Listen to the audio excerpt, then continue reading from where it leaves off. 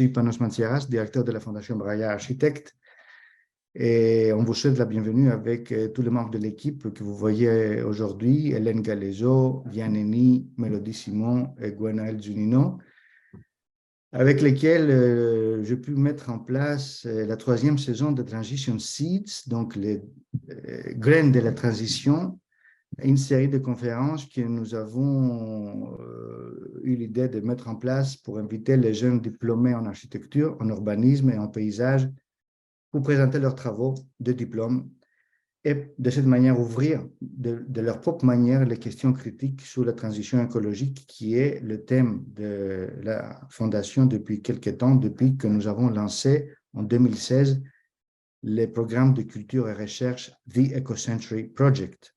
Donc, je rappelle que cette série, cette année, cette saison de Transition Seeds est intitulée « Impulsion de projets vers de nouveaux horizons écologiques ». Donc, nous sommes aujourd'hui dans un moment qui continue à être compliqué. Je n'ai aucune nouvelle à vous donner de la presse suisse, parce qu'apparemment, pour la presse suisse aujourd'hui et hier, l'environnement ne pose pas question. Mais dans le monde, nous avons un article hier sur l'inaction climatique de l'État, pour lequel le Conseil d'État lance un nouvel ultimatum. Et en même temps, par exemple, en Italie, l'opérateur du pétrole auquel on fait un procès pour inaction et disons, des questions de transparence sur l'information. Voilà.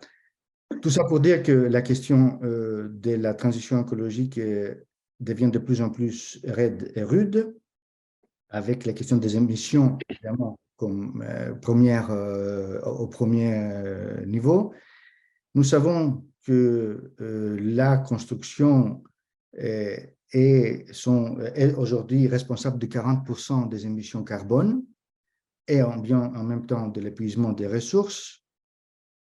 Et nous savons aussi que la quantification carbone mesure ce double impact qui rend visible l'empreinte de l'industrie de la construction, qui jusque-là était ignorée, en fait, par nos métiers, ou alors elle était moins présente, surtout par l'architecture et l'urbanisme moderne. Alors, il faut dire aussi que même si la production architecturale, proprement architecturale, ne représente qu'une partie du volume total de la construction, malheureusement, on va dire, entre nous, il faut aussi comprendre que cette architecture opère une rencontre entre l'organique, donc les humains, le vivant en général, et l'inorganique, la matière inerte, qui construit l'abri ou, disons, les enveloppes dans lesquelles nous habitons.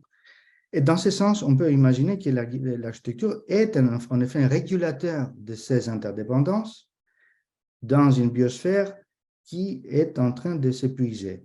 C'est donc le moment de revoir ces questions de calcul d'émissions carbone et d'émissions en général, et plus généralement encore de l'extractivité, de la manière dont nous sommes en train de retirer de la Terre des ressources essentielles, pour voir si nous ne pourrions pas renverser cette relation et faire de cette extractivité, de cette exploitation, plutôt plus qu'un problème, plutôt des outils pour une nouvelle architecture, une nouvelle construction. Ce serait sans doute une autre manière d'imaginer la coexistence de l'humain avec les vivants et avec la Terre. C'est pour cette raison que nous avons souhaité conclure cette saison de Transition Seeds avec cette soirée sous le titre « La quantification carbone mesure l'architecture » et le terme « mesure » a tous les termes que vous pouvez imaginer, toutes les conséquences que vous pouvez imaginer, des plus concrètes aux plus philosophiques. Donc, dans ce sens, nous avons invité 2 équipes à présenter leur travail de diplôme, celle de Gaspard Bagné, Léodile et Laurent Toé, qui vont démarrer avec un titre sur les traces invisibles du paysage. Et par la suite, nous allons conclure cette présentation avec le travail de Christian von Düring de HSO Genève. J'ai oublié de dire qu'il y a les 2 collègues que je viens de mentionner ont fini leur diplôme à l'École nationale supérieure de Versailles. Et donc, von Düring, il vient de la HESSO Genève avec une analyse comparative des éco-bilans des différentes structures de bois et de béton. Il va nous raconter plus en détail. Et finalement, nous allons proposer à Philippe Rizzotti, qui est architecte à Paris et maître de conférence à l'École nationale supérieure d'architecture de paysage de Lille, à réagir, à discuter avec les deux équipes. Philippe Rizzotti, il est actif en France et ailleurs, et surtout, il est connu pour une exposition, un livre sur l'empreinte d'un habitat, construire léger et décarboné, qui a été présenté à l'Arsenal le 21 octobre 2021. Et je propose à l'équipe de Gaspard, Léo et Lawan de prendre la parole. C'est à vous. Merci. Tout d'abord, merci de nous offrir l'opportunité de vous présenter notre travail de diplôme, les traces invisibles du paysage, de l'habitat pavillonnaire à la matière, réalisé à l'École d'architecture de Versailles, encadré par Suzanne Stacher et Gaëtan Brunet, porté par notre équipe qui est aujourd'hui un collectif, le collectif Invisible, collectif d'architecture, cofondé par Gaspard Basnier, Léodile Carboni et moi-même, Lawan Kilatoé.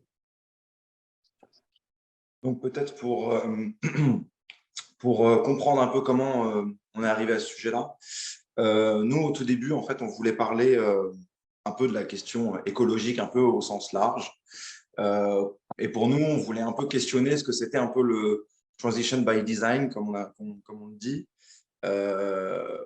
Et en fait, quel était le rôle de l'architecture là-dedans? Parce que pour un diplôme, pour être architecte, il faut proposer un diplôme qui parle évidemment d'architecture, tout en parlant évidemment de paysage, d'écosystème, de monde dynamique et de rééquilibrage en fait de ces entités. Et donc, du coup, effectivement, du rôle de l'architecture.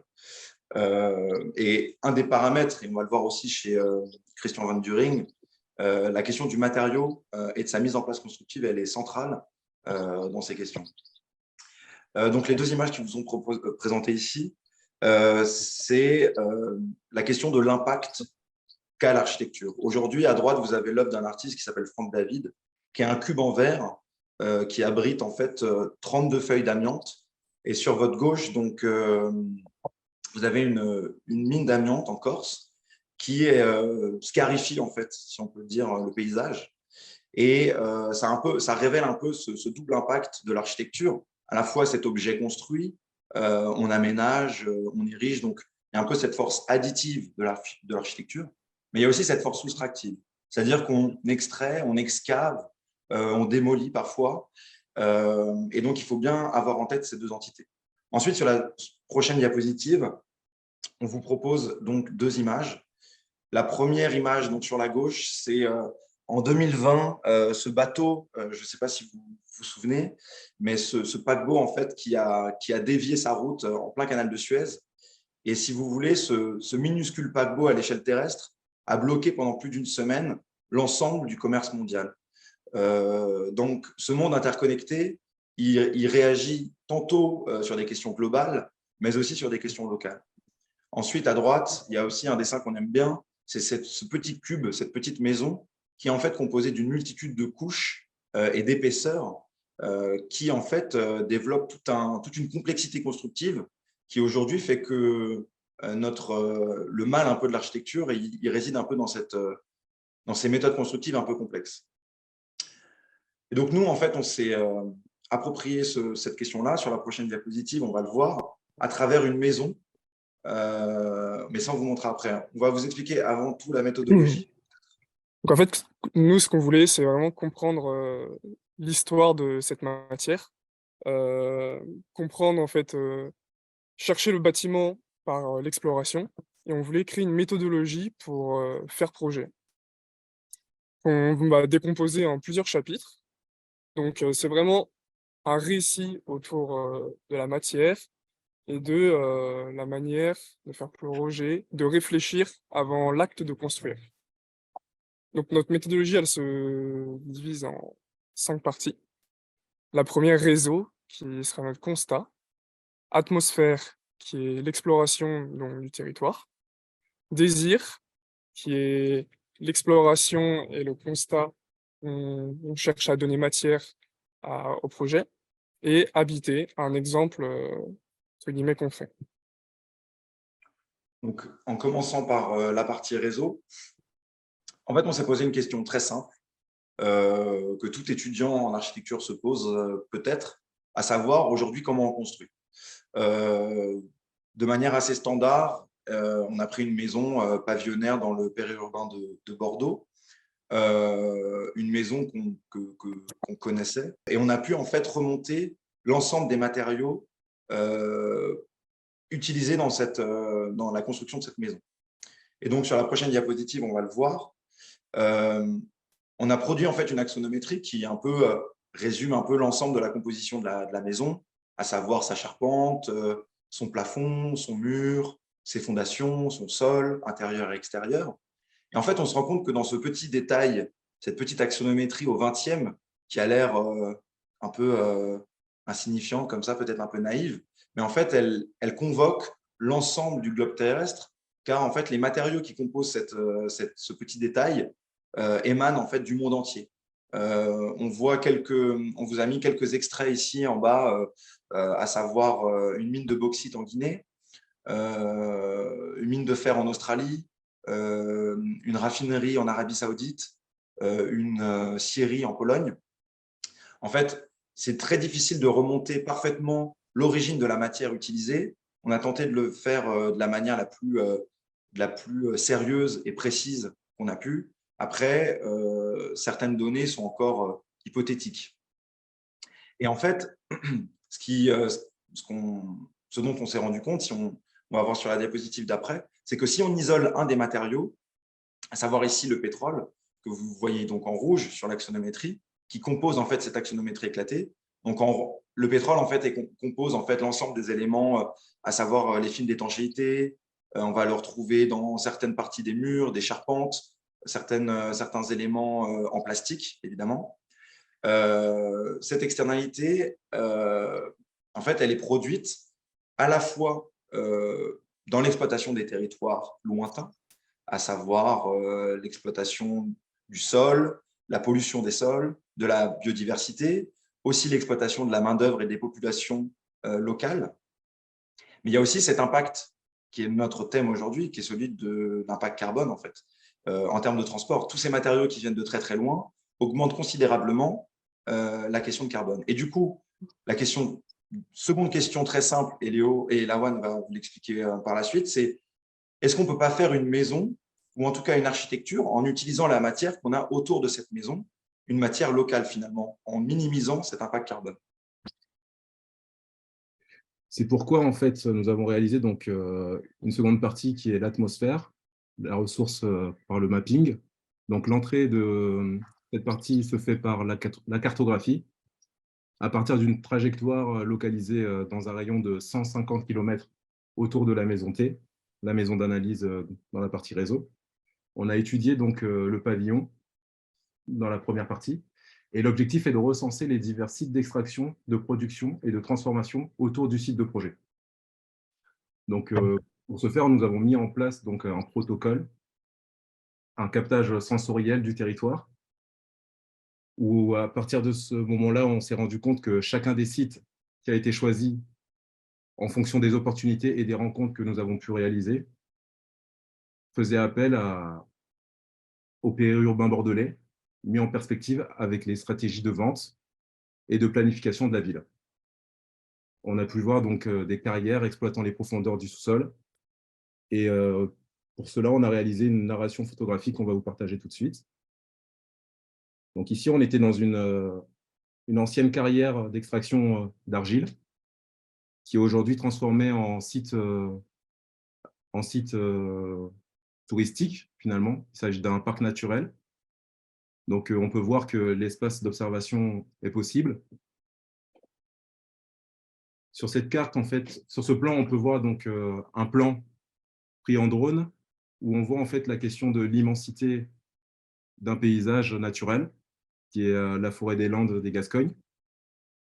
Et en fait, nous, ce qui nous a intéressé dans ce travail-là, c'était qu'aujourd'hui, On a eu toujours tendance à s'approprier certains matériaux, à dire que dans nos maquettes, dans nos projets, on pourrait utiliser du bois, du béton ou encore d'autres matériaux, mais on n'avait pas réellement conscience de ce que cela invoquait.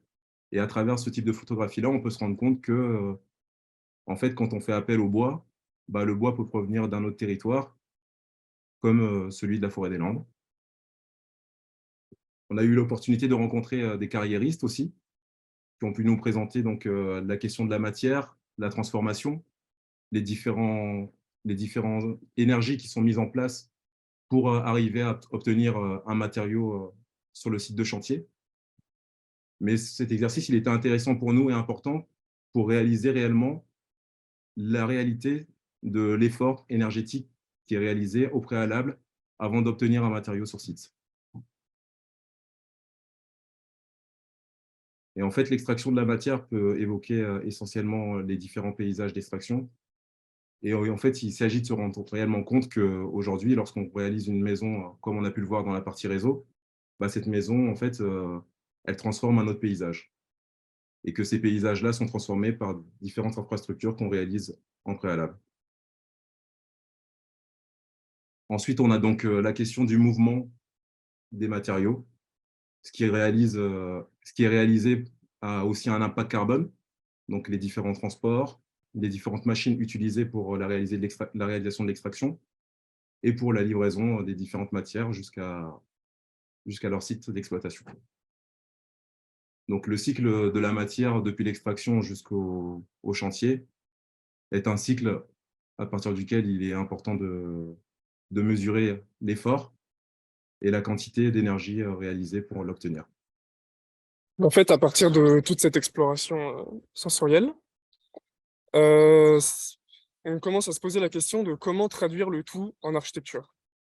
Et c'est vraiment en s'inspirant du territoire, de ses ressources, de son patrimoine, mais aussi de notre propre sensibilité constructive et architecturale, le savoir qu'on a pu acquérir durant nos études ou même nos rencontres. Et tout cet ensemble va créer un ensemble d'objets et d'architecture propres au territoire, mais aussi propres à nous-mêmes. Et c'est ces objets qui vont se dessiner à partir de toute cette exploration. Donc une panoplie d'outils qui va commencer à interroger, fabriquer un nouvel imaginaire spatial et expérimental, et pourquoi pas inspirant. Et donc ces modèles physiques commencent à rentrer en écho avec les fabrications d'une architecture contemporaine, mais aussi euh, et principalement avec une architecture territoriale. On peut voir sur la slide suivante. Et en fait, ce langage s'inspire de cette architecture territoriale et très souvent de l'architecture vernaculaire. Donc l'architecture vernaculaire, c'est une architecture, comme on l'a dit, territoriale, qui est utilisée par les matériaux locaux et avec les moyens humains. Et c'est vraiment elle qui va commencer à devenir le maître mot pour commencer à mélanger les savoirs tombés dans l'oubli et l'industrialisation. Donc nous, on voulait pas forcément reproduire exactement ces architectures de manière mimétique, mais c'est vraiment d'essayer de créer un nouveau langage avec les, les ressources contemporaines qu'on a et les nouveaux modes constructifs en essayant de les rendre plus efficaces.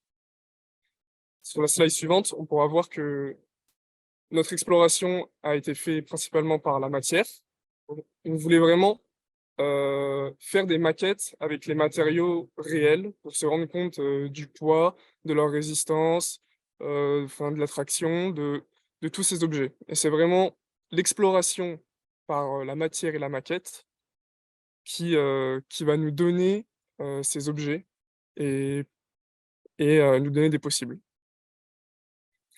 Et donc, sur la slide suivante, on pourra voir qu'on a, en fait, on a eu la chance d'exposer à la Triennale de Lisbonne, mais en fait, c'est donc une suite en fait, de notre diplôme qui pour nous est très importante parce qu'en fait, on trouve que ces objets, ils aident à témoigner et à donner des idées.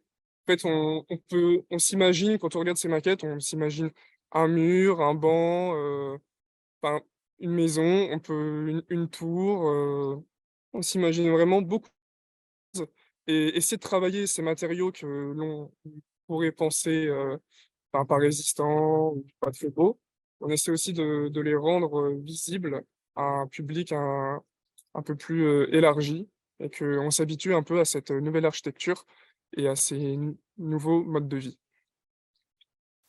Et donc après, dans la slide juste suivante, on a commencé à imaginer une maison que Gaspard va vous présenter. Tout à fait. Alors, on ne va pas s'épancher trop longtemps sur cette maison qui a plein de propriétés techniques. Il nous reste quelques 5 minutes. Voilà. C'était juste pour dire qu'en fait, à partir de tout ce corpus de maquettes et de tous ces modèles physiques qu'a détaillé Léo, en fait, on a fait un peu cet exercice de synthèse en se disant, bah voilà, si demain, avec tout cet imaginaire matériel qu'on a, est-ce qu'on serait capable en fait de produire un projet, une proposition, une architecture qui permette à la fois de révéler la question et cette force additive et soustractive de la matière et de l'architecture dont on a parlé, et en même temps de pouvoir vivre autour de ces matériaux-là. Donc en fait, ce petit projet, c'est un petit volume capable, modulaire, qui en fait s'organise suivant une phase un peu extraordinaire, on va dire. C'est-à-dire qu'on extrait un peu de terre sur le site, un certain volume de terre, qui est en fait ce trou que vous voyez à gauche du plan, si la WAN peut pointer. Voilà, exactement. Et donc, à partir de cette matière excavée, on fabrique en fait les murs en pisé que vous voyez de part et d'autre de la maison, les murs latéraux, donc en fait qui ont une épaisseur de 60 cm. Et ces murs de pisé précontraints permettent de fabriquer la structure modulaire en bois qu'on va voir après dans les photos, qui permettent aussi donc, de fabriquer ce volume habitable. Tous ces matériaux, et voilà, on voit un peu les détails en dessin. Après, on va voir aussi les images de la maquette. Voilà, donc avant de présenter les images, juste pour vous dire que tous ces matériaux, en fait, ils émanent des sites qu'on avait visités et que vous avez vus précédemment, avec justement un kilométrage établi et donc une volonté de minimiser au maximum le transport et donc l'impact carbone en fait, du transport de nos matériaux et de leur transformation et de leur mise en place, puisqu'on a aussi étudié toutes les possibilités de mise en place sur chantier. Donc peut-être qu'on va voir les photos ensuite après. Voilà, donc quelques détails en fait de cette maquette, de ce prototype en fait au 33e qu'on a réalisé, où en fait on voit le bois qui provient de la scierie que vous avez vue précédemment, les murs en pisé précontraints, la question de la toiture aussi avec tous ces systèmes de récupération d'eau et cette question un peu énergétique qui est aussi centrale à la fois dans la production architecturale certes, mais aussi plus tard dans la manière dont on vit l'architecture. Et on va voir l'élévation par la suite sur la prochaine diapo.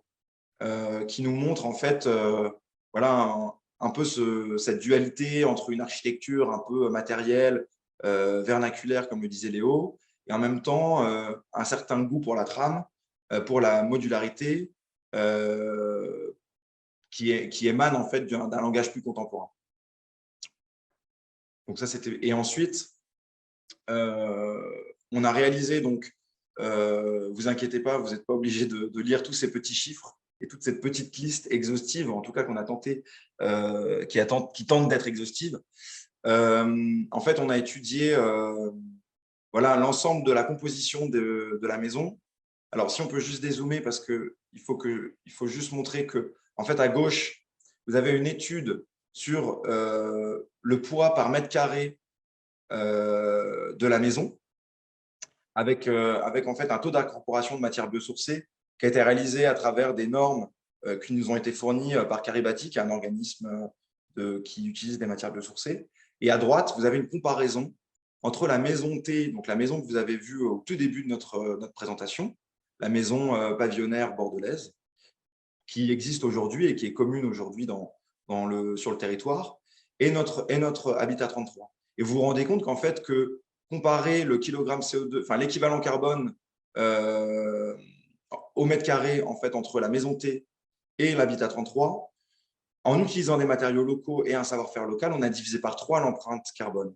Donc, à un moment donné, quand on parle du carbone qui mesure, en fait, la quantification de carbone mesure l'architecture, elle la mesure à la fois en termes d'impact, je dirais presque mathématique, en termes d'impact écologique, mais elle la mesure aussi en termes d'impact esthétique, en termes d'impact dans l'invention un peu d'une nouvelle grammaire. Qu'est-ce que ça donne en fait en termes de matériaux, en termes d'espace, en termes d'atmosphère vécue, etc. Donc, je vais laisser Lawan et Lawan conclure. Et enfin, donc, on a souhaité vous présenter donc, ces deux images, des exemples où le cycle de la matière s'inscrit dans la fabrication des habitats, existe dans de nombreuses régions du monde, mis en œuvre des terres d'excavation du Grand Paris, comme on peut le voir sur la diapositive de droite, et, ou encore des logements en Auvergne ou dans la vallée du Rhône, en Suisse, ou encore au Burkina Faso, comme on peut le voir à gauche, où le besoin d'économie de moyens en périphérie des centres urbains implique l'utilisation de la terre ocre par la présence de la lathrite, qui est livrée par les rivières à la suite des pluies hivernales. Et en fait, ces lieux habités permettent alors de dire que la chaîne de la fabrication des matières est tout simplement un cycle qui s'adapte en fonction des savoir-faire et des différentes localisations, et que les habitants peuvent participer eux-mêmes à la production de leurs matériaux de construction et connaissent précisément la provenance de la matière qu'ils travaillent et comment elle a été transformée. Et en fait, cette échelle urbaine, elle n'est pas uniquement ouverte aux artisans, mais elle peut être ouverte aussi aux citoyens qui pourraient prendre cette conscience matérielle. Donc nous, notre principale idée de base, c'était de sensibiliser au maximum le maximum de personnes qui pourraient être intéressées par cette conscience constructive, par les traditions et les techniques qui doivent se partager, et les échanges et la communication qu'on pourrait mettre en place les uns autour des autres, à partir de chaque maillon, de l'extraction à la transformation, jusqu'à la construction et la mise en œuvre un matériau sur site de chantier. On arrive à la fin de la présentation, mais peut-être qu'on a juste 2 minutes pour présenter une courte vidéo qui synthétise un peu notre… Très bien, OK.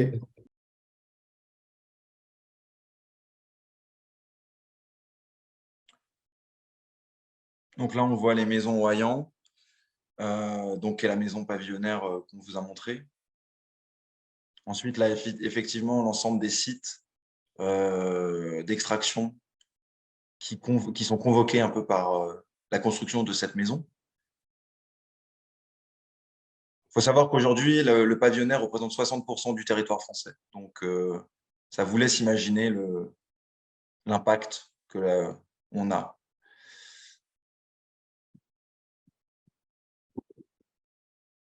Donc là, c'était tout notre travail en drone photographique, documentaire, un peu des différents sites d'extraction, les systèmes, les outils utilisés, les infrastructures mises en place pour travailler toute cette matière.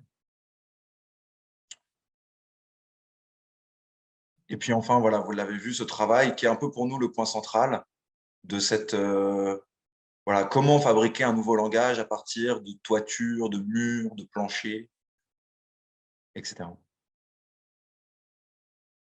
Super. Voilà, merci beaucoup. Merci à vous trois. Merci à Gaspard, à Léo et à Lawan pour cette très belle présentation, très claire et très riche en enseignement. Alors, je passe directement la parole à Christian von Düring, ici à Genève. Alors, Christian, à toi. Alors, merci à mes confrères et je vais poursuivre en fait sur le même sujet. Personnellement, en tant qu'architecte, ça fait des années que j'expérimente empiriquement sur les matériaux, mais je voulais vraiment répondre à une question que beaucoup d'architectes se posent aujourd'hui. Avec quels matériaux est-ce qu'il faudrait construire pour minimiser son impact? Et j'ai choisi d'étudier la structure de l'immeuble qui représente, on dit généralement, entre 30 et 40% de l'impact de l'immeuble entier. Et pour cela, en fait, j'ai cherché à étudier un bâtiment le plus standard possible, en tout cas pour la Suisse.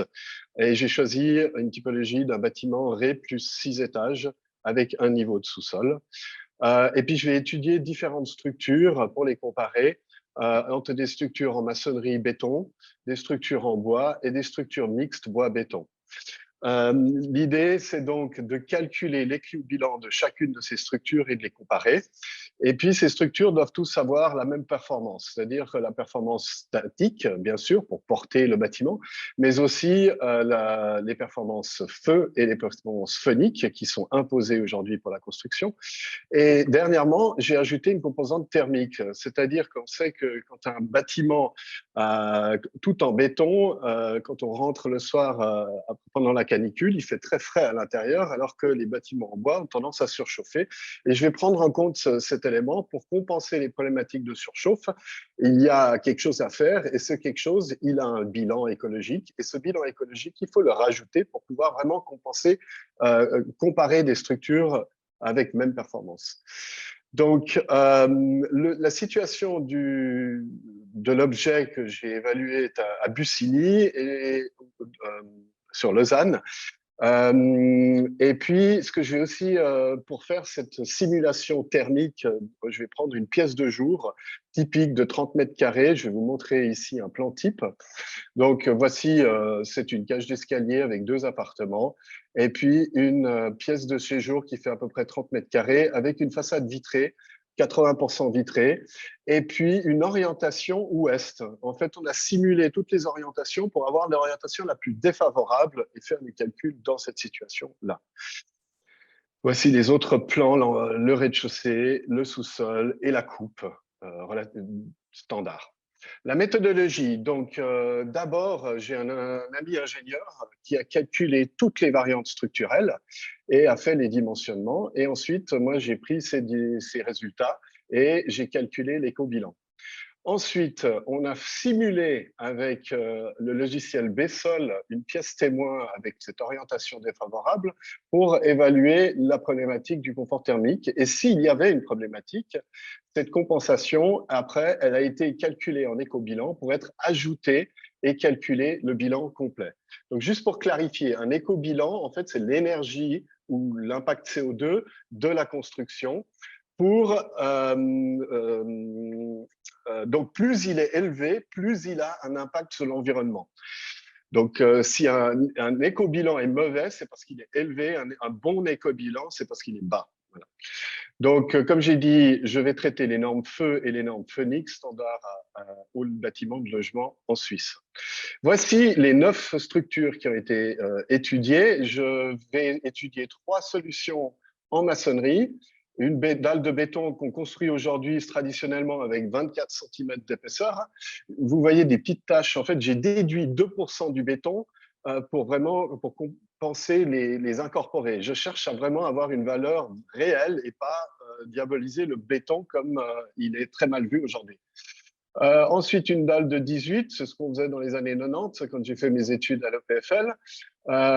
Et puis une dalle à ourdis. Avant, on essayait d'économiser le béton et on utilisait des ourdis terre cuite pour minimiser le béton. Voici les solutions en fait en maçonnerie étudiées. Ensuite, je vais étudier des solutions en bois. On a la solution traditionnelle poutraison. On va mettre 5 cm de sable pour des raisons phoniques à toutes les solutions bois. On a la solution caisson qui est finalement une solution à poutraison optimisée en ayant une plaque collée par-dessous et ça optimise la structure. Puis, on a les solutions plus récentes qui sont les solutions en bois lamellé collé, qui sont des solutions qui utilisent des lamelles de colle collées l'une à l'autre. Et plus récemment, on a développé les CLT qui sont des planches avec des veines, avec des orientations différentes qui optimisent, on va dire, aussi la structure. Et c'est des solutions massives en bois. Ensuite, les 2 dernières solutions étudiées, c'est des solutions mixtes. Une poutraison avec une chape de compression béton. Donc, le béton est connecté avec la poutraison. Et puis, une solution similaire qui a été développée dans le Fort Alberg, la Life Cycle Tower. J'ai réutilisé cette solution préfabriquée parce que j'ai retrouvé des solutions dans la région en Suisse romande qui s'inspiraient de cette solution et d'avoir ces chiffres. Voilà. Ce qui est commun à toutes les solutions, c'est qu'ils ont tous une chape flottante avec un chauffage au sol. la même. Ensuite, la structure, comme j'ai expliqué, on cherche à minimiser l'impact. Donc, pour la structure verticale, si on peut résumer à un poteau au lieu d'un mur, on va optimiser donc la structure au minimum nécessaire pour porter, parce qu'on ne cherche pas à exploser l'éco-bilan par des murs qui ne sont pas nécessaires. Donc, on a toujours un système poteau-dalle. Ensuite, si vous regardez ici ce qui est en rouge, on voit en fait la cage d'escalier et le sous-sol. C'est les deux éléments qui sont entièrement en béton dans toutes les solutions. C'est la cage d'escalier qui sert de contreventement, notamment pour stabiliser le fait qu'on a du poteau dalle. Et puis, ça sert aussi de voie de fuite en béton. Et on verra, dans mes calculs, je vais sortir ces deux éléments pour les chiffrer séparément de façon à les comparer au reste de la structure et les résultats sont assez intéressants. Et puis ensuite, dernier point, c'est que la qualité du terrain, pour ne pas rentrer dans les problématiques de fondation, c'est une bonne qualité de terrain.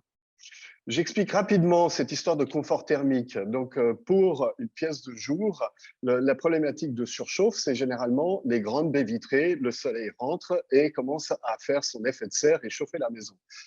Si le soir, on rafraîchit la maison par une ventilation nocturne et qu'on a assez de masse pour stocker cette fraîcheur, ça permet de rayonner cette fraîcheur pendant la journée et de compenser les problématiques de surchauffe.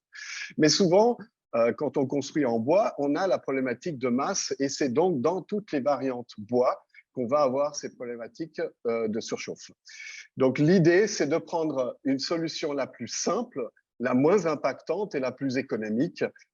Et cette solution, finalement, ça va être de remplacer une cloison. Je vais vous montrer tout de suite.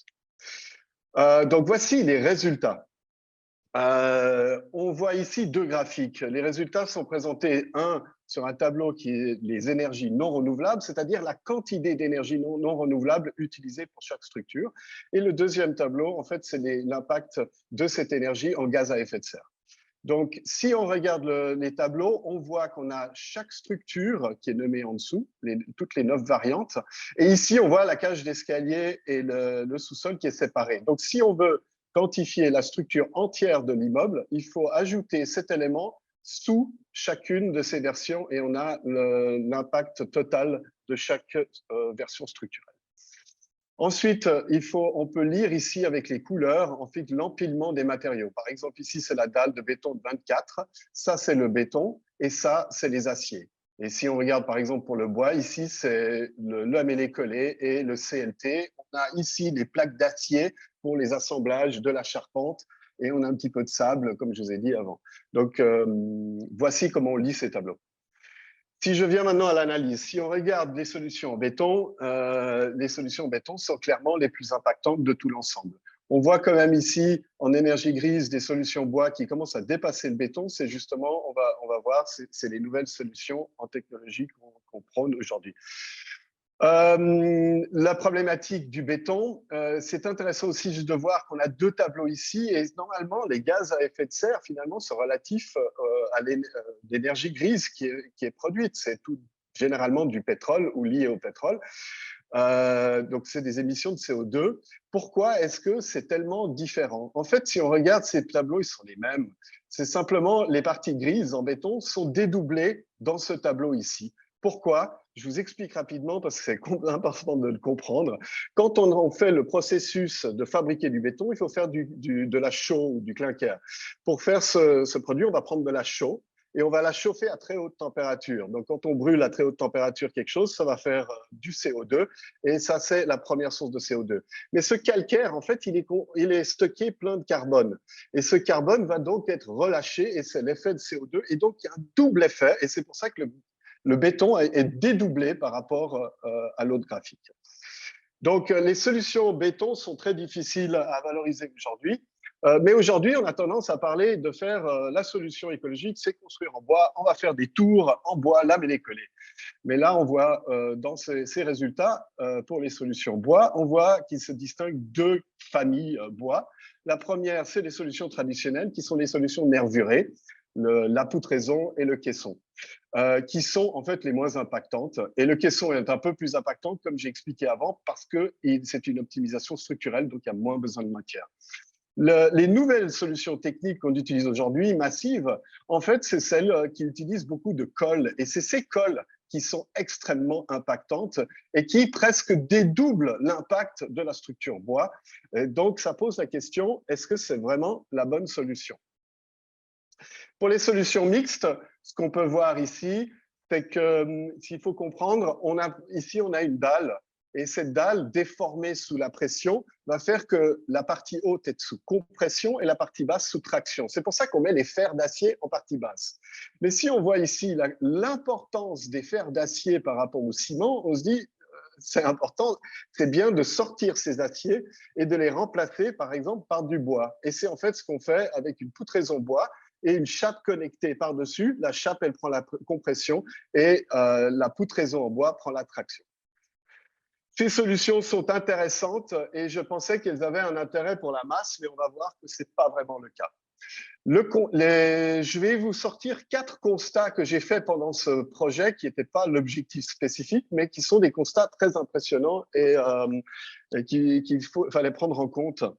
Première chose, donc la solution pour stabiliser la masse intérieure des logements en bois, en fait, c'est de remplacer cette cloison en placoplâtre. Si on regarde, alors si je prends ici le plan type, on a en fait cette pièce de jour et à l'arrière cette grande cloison en placoplâtre qu'il faut remplacer par de la terre crue.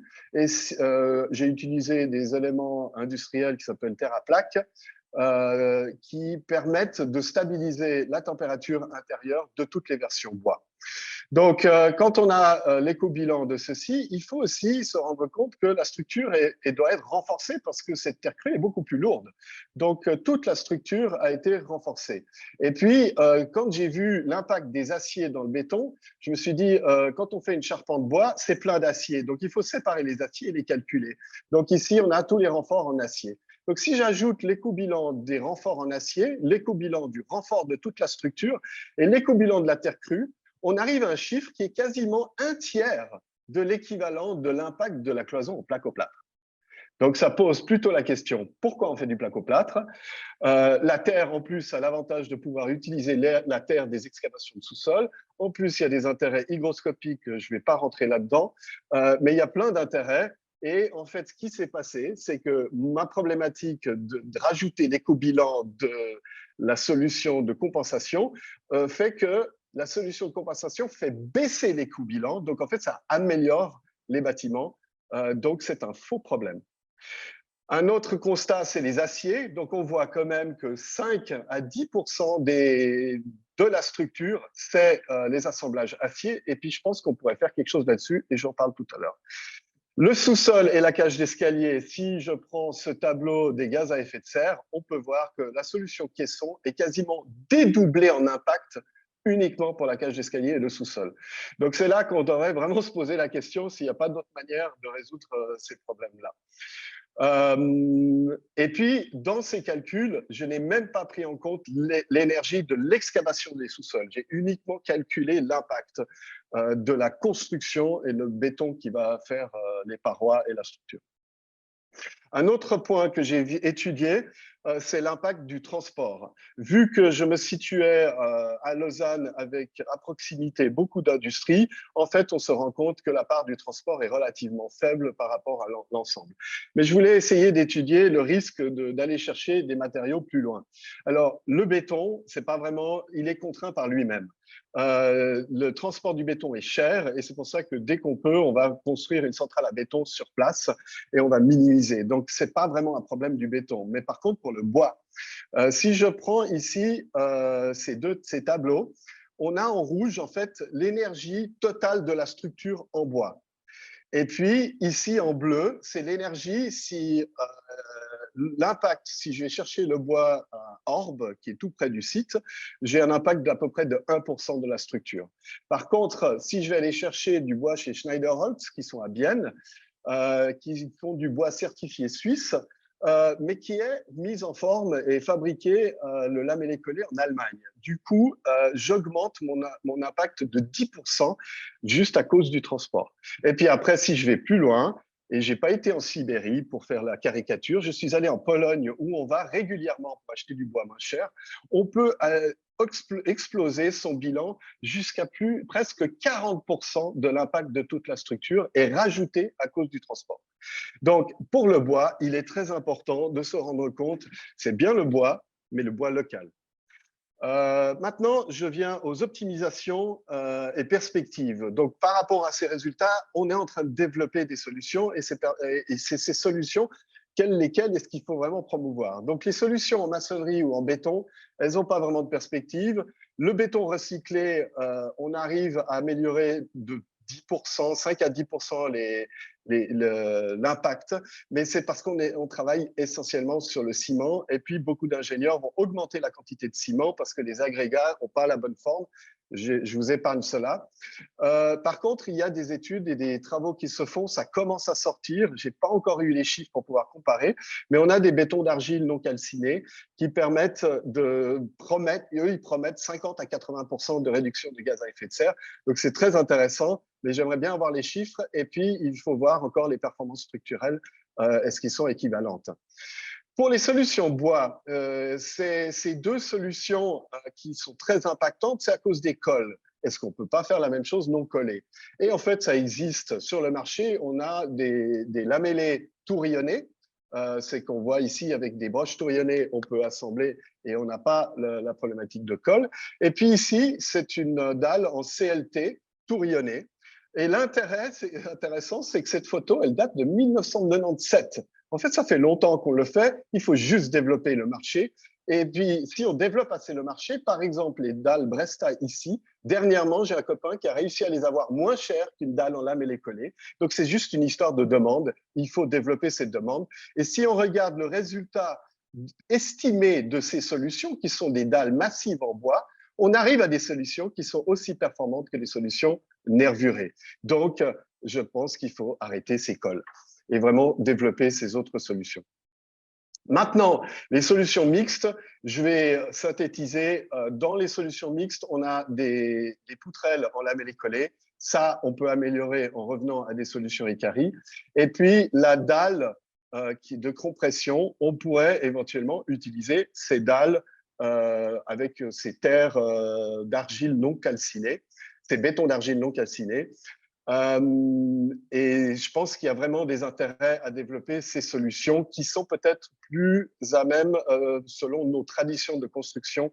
Dans notre région, on a peu d'expérience avec le bois et toutes les problématiques phoniques et les joints, les assemblages sur chantier, c'est quand même quelque chose de délicat et on n'a pas l'expérience.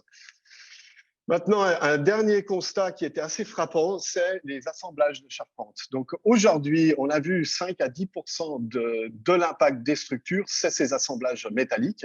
Et on sait très bien faire aujourd'hui avec des assemblages, avec les CNC, on peut faire des assemblages bois-bois et on peut supprimer le métal.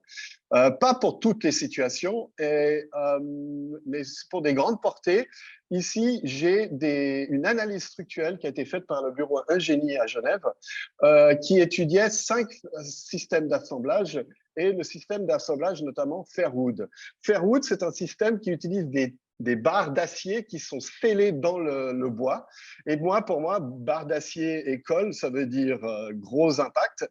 Et en fait, vu que les barres d'acier sont vraiment dimensionnées à exactement ce qu'il y a besoin et l'assemblage est très bien mis en place pour transmettre les efforts, en fait, on peut diminuer de presque 30% l'impact de l'assemblage en CO2. Donc, ça, c'était contre-intuitif et quelque chose qu'il faut vraiment relever. Dernier point, c'est la cage d'escalier, le sous-sol. On sait faire aujourd'hui des cages d'escalier avec d'autres matériaux, mais attention, parce que j'ai vu dernièrement une cage d'escalier prévue d'une tour en lamellé collé, et la cage d'escalier était en lamellé collé, et du coup, ils ont dû dédoubler l'épaisseur, et du coup, ça a plus d'impact que de l'avoir fait en béton. Donc, il ne faut pas se tirer une balle dans le pied avec des exploits de ce type pour éviter le béton. Il faut vraiment mesurer ce qu'on fait. Et pour finir, les sous-sols, ici, vous avez une image des Marina Towers à Chicago. C'est pour démontrer qu'aux États-Unis, il n'y a jamais de sous-sol. On ne construit pas de parking en sous-sol. Comme vous pouvez voir ici, on a les parkings, ce sont les premiers étages et les logements qui sont au-dessus. La particularité de ces logements, on a encore les bateaux qui sont en dessous sur la rivière. Mais la plupart du temps, on construit un immeuble et à côté, on construit une tour de parking. Donc, on sait faire sans sous-sol et peut-être qu'il faudrait prendre plus l'habitude, sauf qu'il faudrait quand même relever un point très suisse, c'est qu'on est obligé de construire des abris anti-atomiques, ce qui contredit tout cela. Donc, pour finir, ma conclusion, elle est résumée en 5 phrases. Favoriser le bois sans colle pour toutes les solutions structurelles, laisser la question d'inertie à l'aménagement intérieur, limiter les constructions au sous-sol, limiter les assemblages en acier dans la construction bois, et puis limiter les déplacements. Merci. Merci beaucoup, Christian von Düring, pour cette approche extrêmement réaliste et suisse. Tu viens de nous rappeler qu'on est en Suisse. Pour le cas où vous ne l'auriez pas remarqué, nous avons donc là aujourd'hui une preuve excellente de la capacité de la Fondation Braillard de faire les grands écarts entre une approche extrêmement concrète et une approche, je dirais, plus… poétique. On dirait poétique. Je dirais plutôt prospective. Mais les deux, vous comprenez évidemment le rapport entre les deux extrêmes, le rapport vital entre les deux extrêmes. Vous savez évidemment que, comme Alto avait dit, l'architecte a ses pieds sur terre et sa tête dans les nuages. Et là, vous avez une preuve parfaite de cette double capacité. Alors, sans trop tarder, je passe directement la parole à Philippe Rizzotti, qui est évidemment plus proche que moi, assez problématique pour le commenter. Philippe. Merci Panos déjà de me donner l'opportunité de commenter tout cet excellent travail. Moi, je retiens peut-être, pour rebondir sur ce qui vient d'être dit, c'est, à mon avis, il n'y a pas d'antagonisme, il y a une vraie complémentarité, c'est-à-dire qu'à la fois, il faut que les choses soient mesurables et il faut qu'elles soient désirables. Il faut qu'elle soit mesurable parce que je pense qu'il nous appartient à tous de monter en compétence pour pouvoir juger de la mesure et peut-être, comme on l'a fait sur la question de l'économie pendant très longtemps, de l'architecture, de justement essayer d'intégrer cette nouvelle mesure qui est la quantification carbone, qui, pour l'avoir un peu, on va dire, pratiqué pendant les 3 années d'expérimentation et de travail avec l'équipe de Guillaume Habert et la chaire de construction durable de l'École polytechnique fédérale de Zurich, à force de faire des calculs, finalement, on commence presque à ressentir et puis à avoir comme ça une valeur intuitive des choses. Et c'est ce qui est extrêmement intéressant dans la complémentarité des deux approches, c'est-à-dire qu'à travers l'approche sensible du territoire, on arrive bien déjà à ressentir presque physiquement son impact. Et puis avec la démonstration exemplaire que nous fait Christian, c'est qu'au bout d'un moment, à force de prendre la mesure, presque en dessinant, on sera capable de savoir si les choses ou pas vont avoir un impact. Et quelque part, si elles ne sont pas désirables, on ne les conservera pas. Et ça, c'est ce que disait très bien Werner Sobeck dans une interview récente. On aura beau faire l'architecture la moins carbonée de la Terre, si à la fin elle est moche, on n'aura rien gagné parce qu'on la démontera pour la remplacer par la suivante.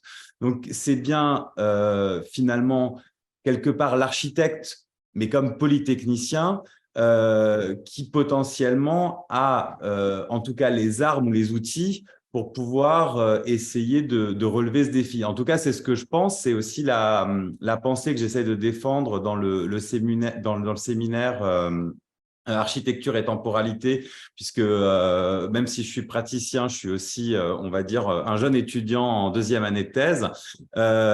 Et du coup, je pense que ce qui est intéressant, c'est que malgré finalement cette idée d'une norme unique qui viendrait régler ou de solutions miracles que les politiques souhaiteraient appliquer à tous les territoires et à l'univers entier, on se rend bien compte qu'il y a pour le moment une pluralité de démarches, qu'elles sont toutes intéressantes, louables, et que sans doute, par contre, ce qui nous reste à faire, c'est de partager ces connaissances. Et en ce sens-là, la démarche qui est la vôtre ce soir est louable également et même extrêmement intéressante, puisqu'elle permet à chacun de voir et de se nourrir des démarches de chacun. Nous, ce qu'on s'est rendu compte, c'est que déjà, en fait, la problématique est différente en fonction des territoires. Une question comme ça que je posais l'autre jour lors de ma dernière intervention dans le séminaire, c'est que si on prend simplement les questions d'empreinte carbone par habitant, ben, on se rend compte qu'un Qatari moyen, sur la page wiki de l'empreinte carbone par habitant, c'est environ 30 tonnes, et puis qu'un Gabonais, c'est environ 30 kilos. Question que j'aime bien poser, c'est un Qatari vaut-il vraiment 1000 Gabonais?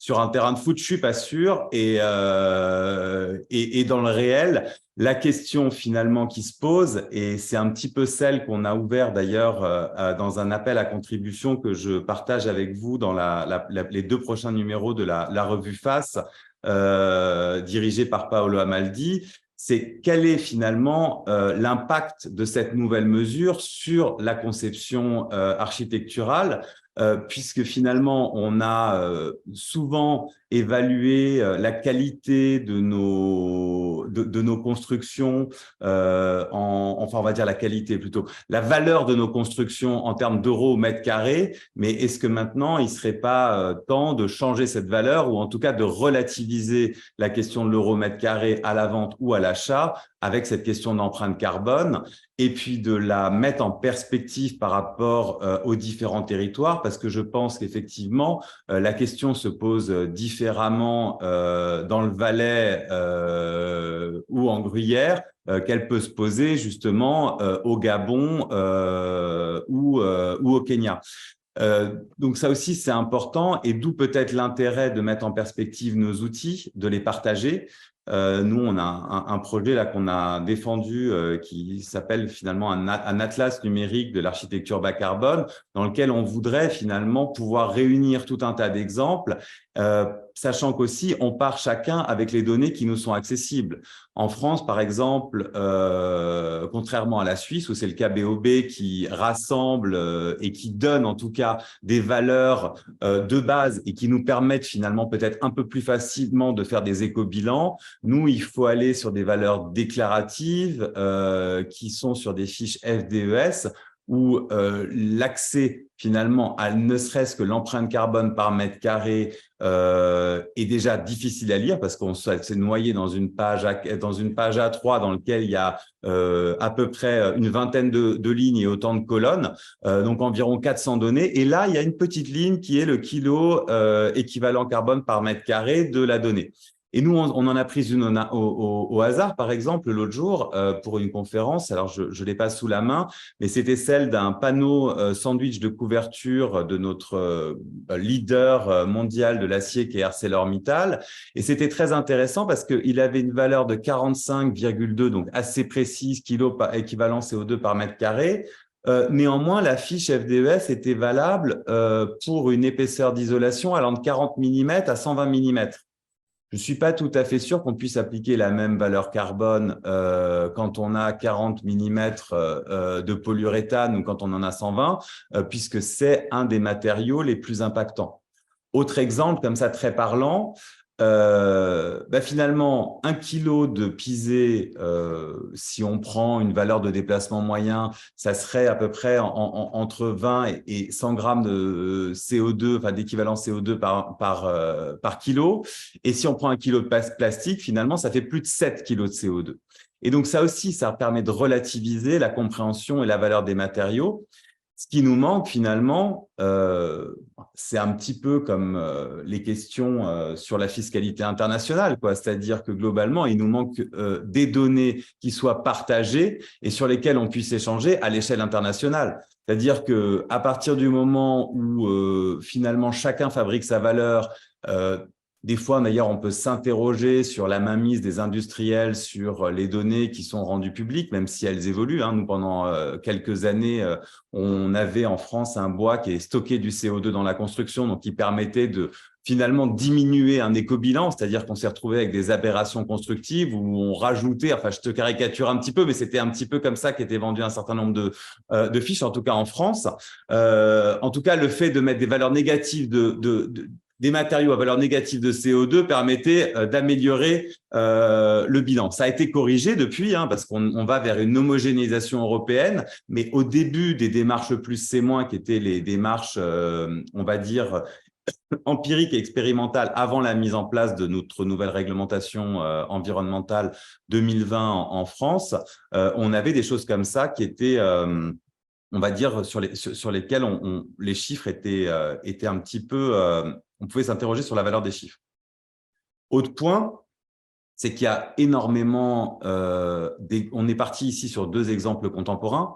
Alors, c'est très intéressant parce que finalement, l'exemple que présente Christian Van During est déjà par essence louable, puisque en empilant finalement des habitats les uns sur les autres, on optimise la consommation énergétique, les déplacements, et vous savez que sans doute que la ville compacte a beaucoup plus d'intérêt au niveau du développement des établissements humains que finalement un tissu éclaté et du résidentiel et du pavillonnaire, puisque finalement en mutualisant les matériaux, en mutualisant les énergies, en mutualisant les réseaux, on réduit l'impact global.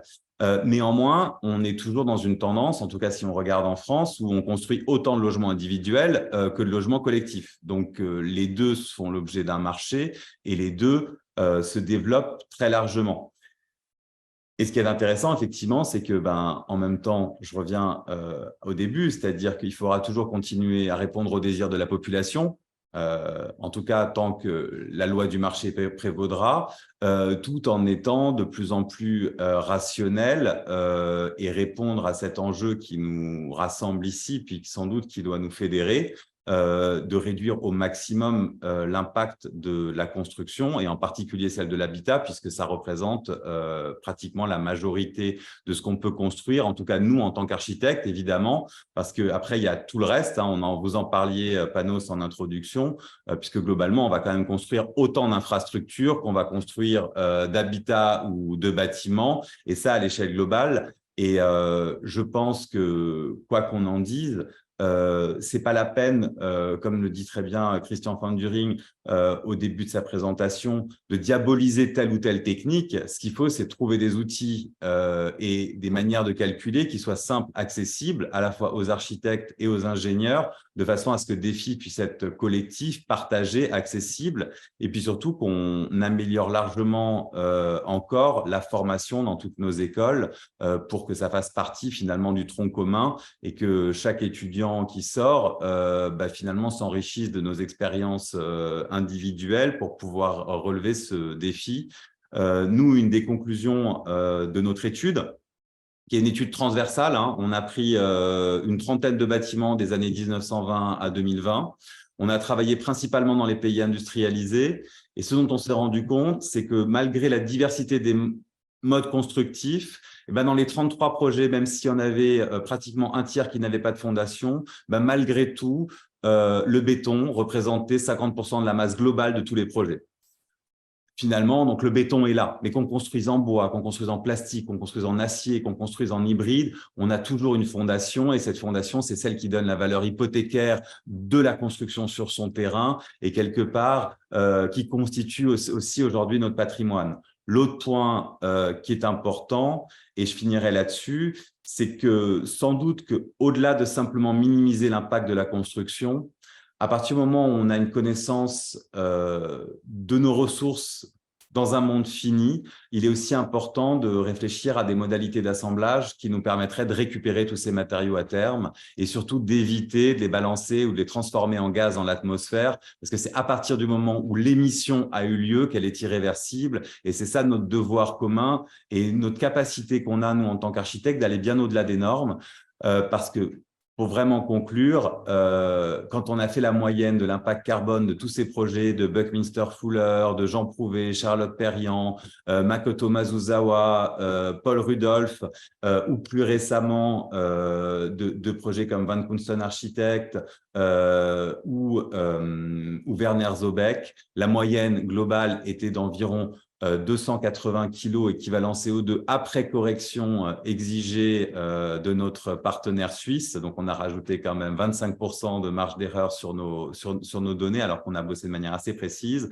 Et c'était quand même toujours 3 fois moins carboné que cette nouvelle norme qui s'impose à nous en France, dont on peut s'interroger de la pertinence. Merci pour votre écoute. Merci Philippe Rizzotti pour ces éclairages qui sont effectivement extrêmement importants dans un moment où l'ensemble du système de la construction et disons, de la conception se pose des questions, je dirais même existentielles. Il y a eu juste, on disait tout à l'heure avant de commencer, qu'il y avait un colloque sur disons, la pauvreté des architectes, disons, le manque de marché, etc. Donc, alors qu'en réalité, ce qu'on vient de voir ici, c'est une très grande spécialisation, une capacité assez précise de répondre à des questions, y compris de prévoir, d'anticiper des questions futures, ce qui est pour moi encore plus important face à ce qui nous arrive et face à ce que les gouvernements ne semblent pas très bien prendre en compte, y compris de la construction. Et ce qui nous intéresse ici aujourd'hui avec nos deux équipes et nos confrères et architectes, c'est de comprendre comment ils sont arrivés à mesurer comment dans leurs écoles, qui sont des écoles qui, évidemment, suivent font des longues trajectoires, des lentes trajectoires de transformation, comment ils sont arrivés à intégrer la métrique, de nouvelles métriques, dans la manière de concevoir l'espace. On sait que la métrique est très ancienne, qu'elle a toujours, je dirais, accompagné l'architecture et la construction, mais là, on la voit, comme Philippe Rizzotti vient de le dire, de manière précise, nouvelle, entrée transversalement et reposer les questions. Donc, une question que j'aurais à poser à la fois à l'une et à l'autre équipe, enfin, disons aux deux équipes, serait de voir comment vous êtes arrivé, enfin, on peut imaginer pour Christian Fonduin que c'était un peu son fort, les calculs, mais peut-être qu'il y a d'autres choses derrière, mais comment vous êtes arrivé à aborder d'une manière, je dirais, assez novatrice pour une école d'architecture cette forme de conception par la métrique, qui est pour nous aujourd'hui l'élément structurant de notre approche. Je commence par Christian, qui est sans doute moins, où les choses peut-être se posent de manière moins compliquée, je ne sais pas. Alors, moi, comme je disais, j'ai 20 ans d'expérience en tant qu'architecte indépendant et j'ai toujours essayé d'œuvrer dans la durabilité, mais j'ai fait ça toujours très empiriquement. Donc, il y a quelques dogmes, c'est bien d'utiliser de la terre, c'est bien d'utiliser du bois, mais moi, j'avais plus une réflexion empirique de dire qu'est-ce que j'ai à proximité. Et c'était ça, ces réflexions, elles n'allaient pas beaucoup plus loin que ça. Et je me suis toujours dit, il faudrait une fois vraiment quantifier parce qu'on peut faire des erreurs. On peut passer à côté de choses intéressantes. J'ai fait dans la formation que j'ai fait plusieurs autres études qui m'ont dévoilé des choses qui sont des fois contre-intuitives par rapport à ces dogmes. Et puis après, attention de nouveau à ces dogmes. Moi, ça m'énerve les dogmes. Donc, moi, je veux la vérité. Je veux voir. Pour moi, le béton, c'est pas le diable. On aura toujours besoin du béton, ne serait-ce pour les infrastructures. Et puis, la question des fondations, on essaye de voir qu'est-ce qu'on pourrait faire d'autre. Mais voilà, pour moi, la quantifier m'a permis de peut-être affiner mon réflexe empirique, confirmer, et puis des fois, je pourrais me poser la question, là, il faudrait quand même que je vérifie parce que je ne suis pas certain de ce que j'ai. Et puis voilà, donc pour moi, j'ai toujours essayé de faire une architecture qui travaille avec des matériaux, trouver des solutions passives pour toutes les ventilations, etc. Donc, pour moi, ça m'a surtout aidé, comme disait M. Rizzotti, orienter ce côté empirique pour l'affiner. Et quand on a fait beaucoup de calculs, on commence à savoir et on sait où c'est qu'on ne sait pas. Super, merci Christian. Alors, qui va répondre de l'équipe des 3 partenaires? Lawan. Donc nous, ce qui nous avait intéressé dès le départ, c'était, on avait commencé l'étude par la question de la soustraction, parce qu'en fait, on s'est rendu compte qu'au moment où on arrive à la construction, on parle uniquement d'addition. Et donc, on s'est dit qu'avant l'addition, cette matière arrivait forcément de quelque part. Donc, on s'est rendu compte que avant d'avoir ce plus, on avait un moins. Donc, c'est par là qu'on est arrivé justement à la question de la quantification. Et en fait, cette recherche, elle nous a mené à, comme Gaspard l'avait expliqué même au moment de la maison, on l'avait restitué à travers le fait que l'espace qu'on avait creusé avant la réalisation de la maison, l'extraction de la matière qu'on a réalisée sur le site, nous a permis justement de quantifier la quantité de terre qu'on allait utiliser pour la réalisation des 2 murs refends qui constituent les premières bases du bâtiment. Et en fait, c'est vraiment cette question-là qui nous tenait à cœur, de signifier justement la visibilité de ces chantiers qui sont aujourd'hui invisibles, car on magnifie uniquement les chantiers qui sont au moment de l'achèvement de la construction. Merci. C'est ça. Non, mais c'est ça, c'est que le chiffre, à un moment donné, il rend visible quelque chose d'un peu extérieur, en fait. Et tout de suite, il rend compte de quelque chose. Il ne faut pas faire l'apologie du chiffre. On sait bien que la musique c'est du chiffre, que l'art est du chiffre. Vous savez bien que la poésie, d'ailleurs, le mot métrique, le mot métrone, le mot mesure provient de la poésie, provient de la danse et de la musique, et avant d'être appliqué aux choses techniques, à la fabrication de techniques, si vous cherchez l'étymologie du terme. Alors, est-ce qu'il y aurait des questions de la part du public? Je vois Susanna Stacher. Allô, Susanna.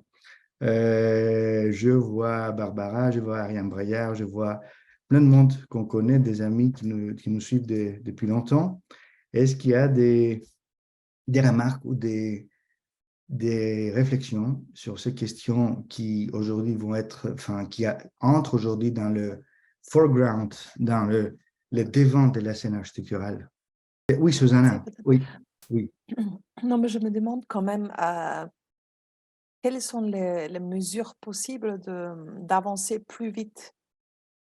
Parce que je pense que, avec les étudiants, nos étudiants, on les constate très fortement, les doctorants aussi, de plus en plus, tout le monde s'y intéresse, commence à s'y intéresser, même les profs.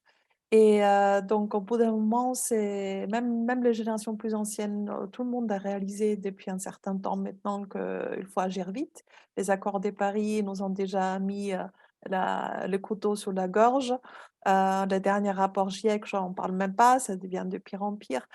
Combien de temps ça va prendre jusqu'à ce que, ou comment faire pour que les prescriptions, comme Philippe disait, les réglementations aujourd'hui sont 3 fois au-dessus de ce qu'on pourrait faire. Donc, il y a beaucoup de marge quand même, fois 3, par rapport à ce qu'on pourrait exiger. Donc, comment faire pour actionner plus vite ces questions-là qui tournent un peu dans les mêmes cercles? Il y a la Fondation Braillard est évidemment très, très active. Certains chercheurs sont très actifs. Et pourquoi les rester si long? Enfin, ce sont les lobbies qui freinent, ce sont les entreprises, ce sont les instances politiques. Pourquoi on piétine et que faudrait-il faire pour arrêter de piétiner, mais pour aller au même rythme, en accélérant un peu les choses, au même rythme comme ça serait nécessaire en fait. Merci, Susanna. Nous, à la Fondation, on se prend la tête tous les jours là-dessus. Évidemment, je pense qu'on n'est pas les seuls. Merci de cette question qui ne fait qu'exprimer la frustration, je dirais même la préparation, le fait que nous sommes prêts, des gens comme Christian, comme les 3 collègues que nous avons vus et d'autres autour de nous sont prêts à se lancer. Ils connaissent effectivement des parties des réponses, mais effectivement, il y a ce qu'on appelle en anglais des vested interests, des intérêts déjà construits autour des questions que, évidemment, vous connaissez aussi bien que moi, la complexité économique de cette affaire. C'est un paquebot qui est trop grand pour le faire tourner. Mais comme Archimède avait dit, donnez-moi où m'appuyer et je peux bouger la Terre.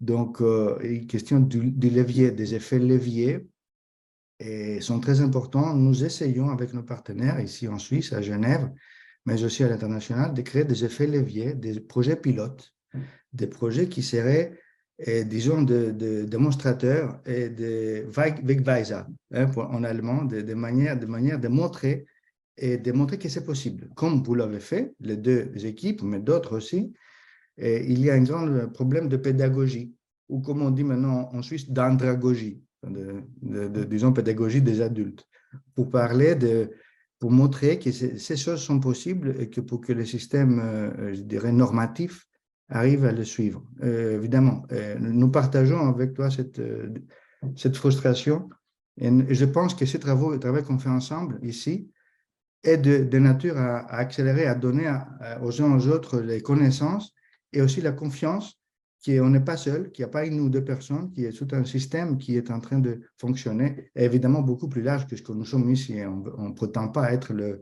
disons, le cœur du système.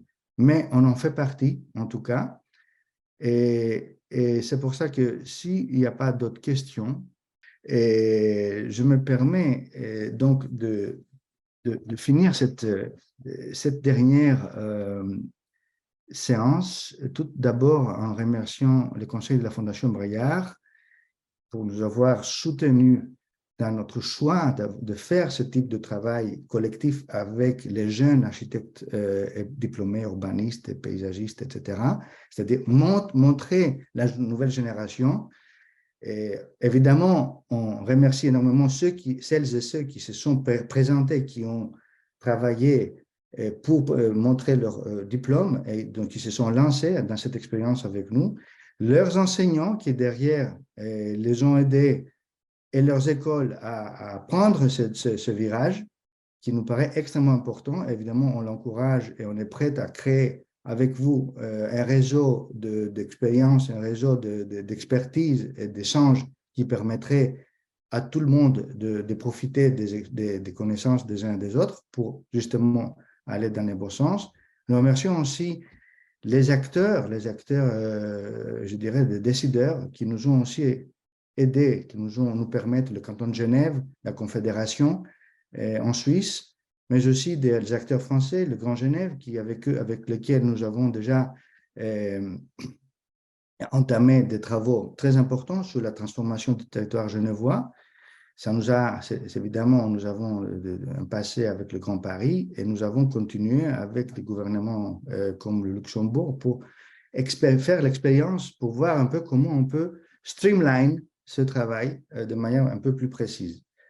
Et nous allons continuer. Comme vous le savez, nous étions parmi les premiers, sinon les premiers pendant le début du Covid à lancer la série de conférences destinées à la transition que certains parmi vous avaient suivi dès le départ. Et nous sommes évidemment très preneurs d'idées. N'hésitez pas à nous écrire, à nous envoyer des emails, des lettres, des images. Et notre équipe qui est là présente est prête à les recevoir. Moi-même, nous sommes pratiquement un atelier, un workshop qui prend tout ça, qui reçoit tout cela et les transforme en matière collective, et la redonne vers le public pour refaire un peu la boucle. Hein. C'est une boucle sans fin. On ne peut pas arrêter cette histoire. Enfin, on n'a pas le droit et c'est le bon moment pour accélérer. Voilà, je vous remercie au nom de la Fondation Braillard et de mon équipe ici présente pour votre intérêt, votre présence aujourd'hui. Merci à toutes et à tous. Bonne soirée et à très bientôt.